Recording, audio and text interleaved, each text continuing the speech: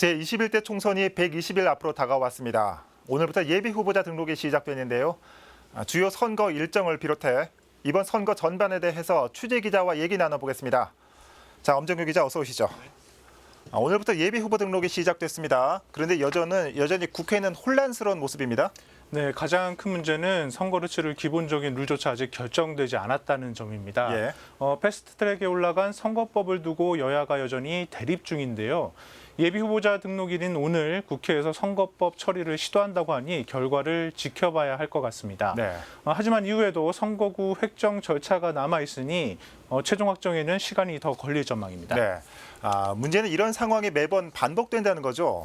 네, 20대 국회의원은 이미 4년 전 이유는 다르지만 비슷한 상황을 한번 겪었습니다. 예. 20대 총선 당시에 헌법재판소가 국회의원 지역 선거구 구역표가 헌법에 불일치한다며 입법부, 그러니까 국회에 2015년 12월 31일까지 선거법을 개정하라고 선고했습니다. 네.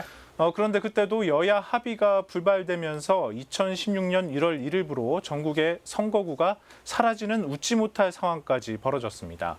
이로 인해 선거운동이 막힌 예비 후보자들이 국회를 상대로 소송까지 벌이기도 했습니다. 네, 이 매년 선거 때마다 반복되는 일이라서 좀 씁쓸한 것 같습니다.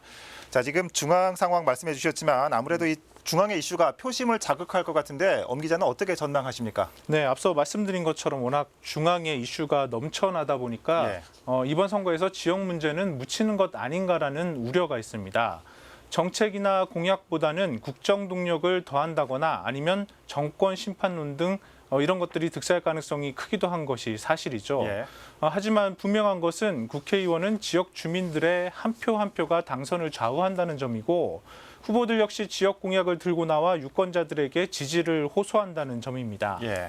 이제 예비 후보들을 시작으로 선거운동이 본격화될 텐데요.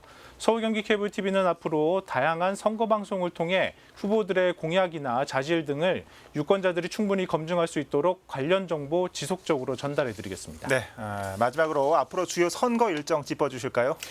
네, 먼저 현직 자치단체장 중 누가 출마할 것인가에 대한 관심이 높죠. 그렇죠. 몇몇 구청장들의 출마설이 돌고 있었는데요. 출마하려면 당장 오늘까지 구청장직을 사퇴해야 합니다. 네. 이와 관련해 한 가지 소식 전해드리자면 성장현 용산구청장은 일찌감치 총선 출마를 위해 사퇴 의사를 밝혔는데 어제죠, 예정된 이임식을 취소했습니다. 예. 당 안팎의 불출마 압력이 상당했던 것으로 알려졌는데요. 결국 출마를 포기했습니다. 자세한 내용은 이어지는 보도를 통해 전해드리고요. 네. 다시 돌아와서 후보자 등록은 내년 3월 26일부터 이틀간 진행되고 공식 선거운동은 4월 2일부터 시작됩니다. 네. 이후 4월 10일과 11일 이틀간 사전투표를 거쳐 15일 본투표가 진행됩니다. 네. 이 본격적인 총선 레이스가 시작된 만큼 국민들도 더 많은 관심을 가져야 될 것 같습니다. 엄 기자 잘 들었습니다.